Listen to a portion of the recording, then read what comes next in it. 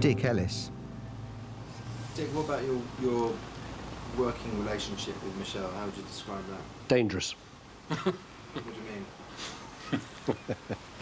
He's the sort of guy that gets you into trouble. How can I describe it? I mean, if you think that I spent a decade or more on the art squad, Michel was one of those guys that he knows about things. He knows where things are, can help you recover things. At the same time, he's not above keeping the best mosaic for himself. So... Oh, but they don't appreciate it. When Michel fell out with Scotland Yard, he went to the newspapers claiming he possessed recordings of conversations that proved his handlers let him do deals on the side. In one of the articles that I've read, it was suggested that the Yard would turn a blind eye to Michel's dealings if he helped you guys. That was the article in the Times that he was instrumental in publishing, and I make no bones about it. I took legal advice on it. But that said, I like the guy, and I enjoy his company a lot. Yeah, so trustworthy. Well, let's put it this way: after 30 years in the police, I learned to watch my back.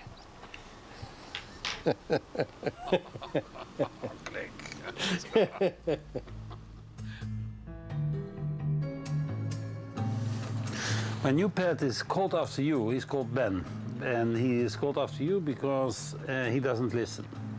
He doesn't move, but I can kick him if he doesn't move, and I can't kick you, so see how long he survives. Michel seems happiest when in control. That's it. I want to meet anyone else who's had dealings with Michel, but only one is prepared to go on record. Hello, Charlie Hill. Former head of Scotland Yard's Art and Antique Squad, Charlie Hill. Fine, thanks. No, today. Charlie never fell for Michel's charms. Say that we have seen email correspondence between yourself and our client. But when I arrive, Charlie shows me a letter he's just received from Michel's solicitors, threatening to sue should he say anything defamatory about their client. The whole thing is nonsense. But what it is obviously a threat to shut me up from talking to you.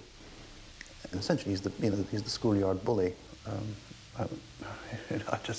I'm not qualified to call anybody what variety of psychopathology they may have, but he's certainly got some variety of it.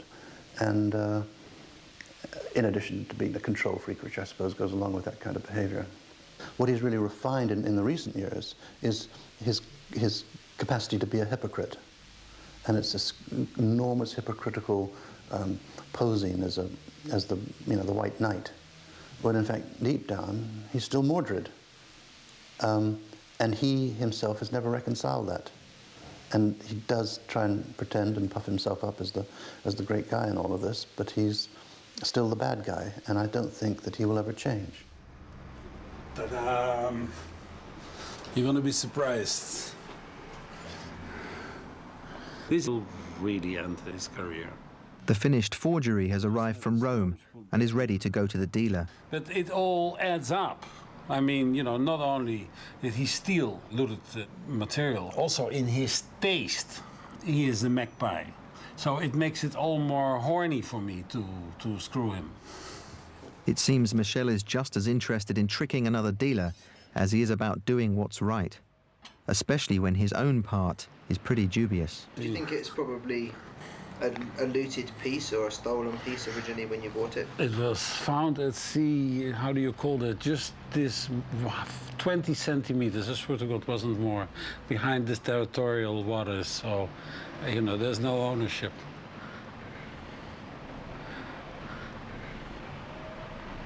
You believe me, no?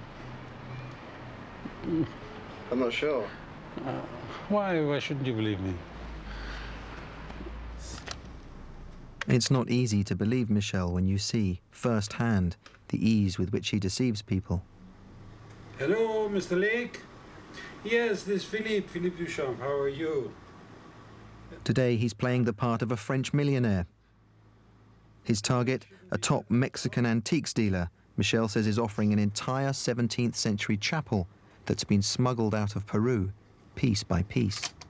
It's amazing, and my compliments that you have the whole piece. That's wonderful. Is there anything known from Peru where it came from, or is it better not to know? It came out from a private hacienda.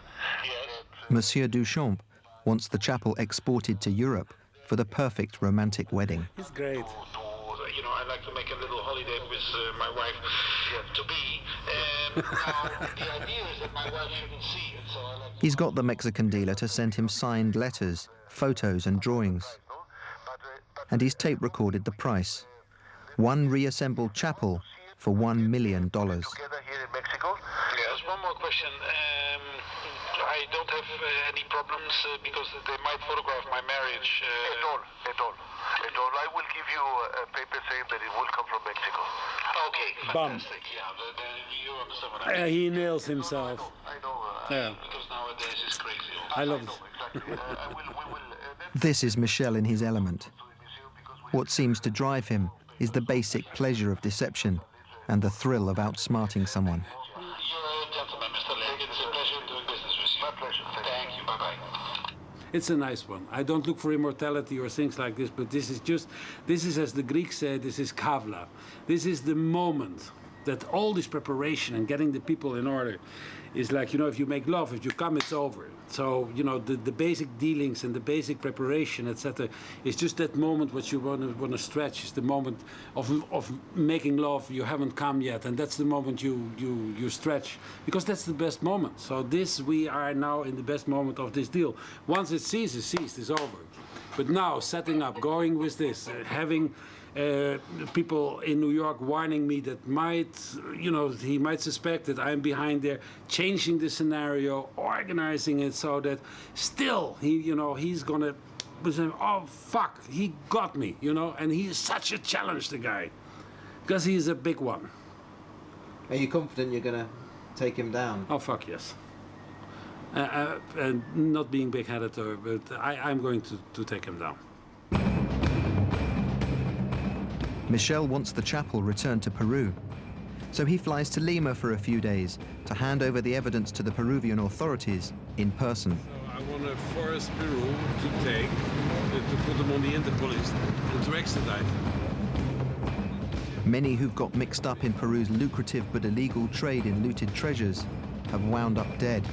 So Michel has hired Bob, an ex-Special Forces Marine, to be chauffeur and bodyguard. Are you allowed to travel with your gun? Yeah. Michel says getting the authorities to act will be a battle, as many of them are on the take from wealthy dealers. If the chapel is going to be recovered, Michel will need to use all his powers of persuasion.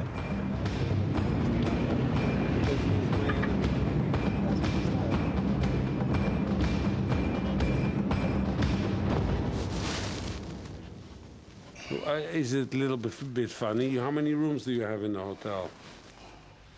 So, and why can't you give the other people the other room? Because it's much more attractive for the other people, the other room. So do you think there's a chance that somebody might try and record what goes on in this room? Well, you never know, though. You never know.